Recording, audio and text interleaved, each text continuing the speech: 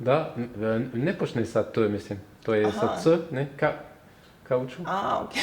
No mi se malo s njemačkim sad pobrkalo.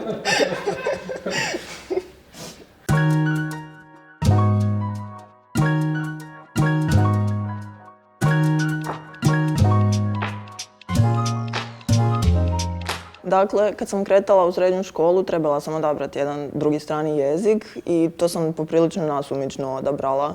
Ništa me nije posebno interesiralo. Uzela sam francuski jer sam znala par osnovnih pjesama na francuskom i to mi je zanimljivo zvučalo. Sviđalo mi se kako zvuči jezik. I u toku godina sam se toliko angažirala oko tog francuskog i zahvaljujući predivnoj profesorici Venturin, a i sama nekako svojom rukom sam počela to puno više istraživati. I došlo je do te mjere da mi je trenutno motivacija zapravo živjeti u nekoj frankofonoj državi i biti novinarka tamo i to me nekako trenutno najviše motivira za učenje francuskog.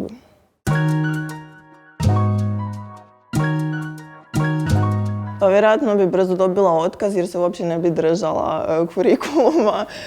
Mislim da bi se najviše fokusirala na to da pratimo aktualnosti u Francuskoj i u frankofonim državama. Mislim da je to jako bitno za učenje jezika, znati što se trenutno događa u toj državi.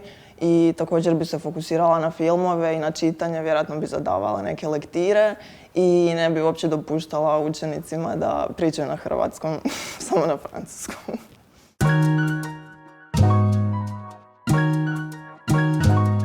Dakle, kad sam imala 15 godina, to je bilo nakon drugog srednje, ja sam odlučila da želim otići raditi preko ljeta u Francusku.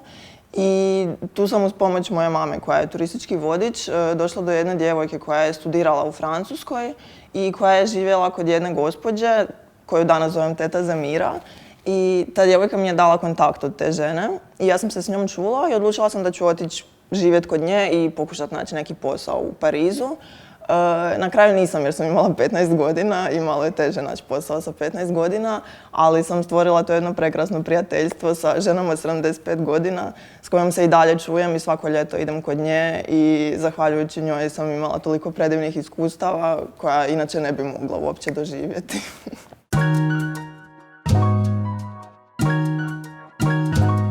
Za mene je francuski jezik jezik znanja i otkrivanja i novih informacija, što bi se definitivno moglo reći za svaki jezik, ali meni je to posebno francuski zato što uvijek pratim nekakve reportaže i politička zbivanja baš na francuskom, a i jako volim otkrivati nove riječi na francuskom i svaki put kad otkrijem neku novu riječ volim gledati etimologiju, otkud ta riječ dolazi i što ona danas predstavlja, u kakvim se kontekstima koristi i zapravo otkrivam jedan potpuno novi svemir s tom jednom riječju.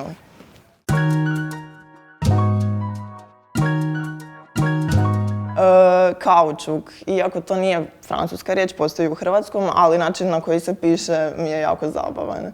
A riječ koja je baš francuska bi rekla la coccinelle, zato što mi jako lijepo zvuči.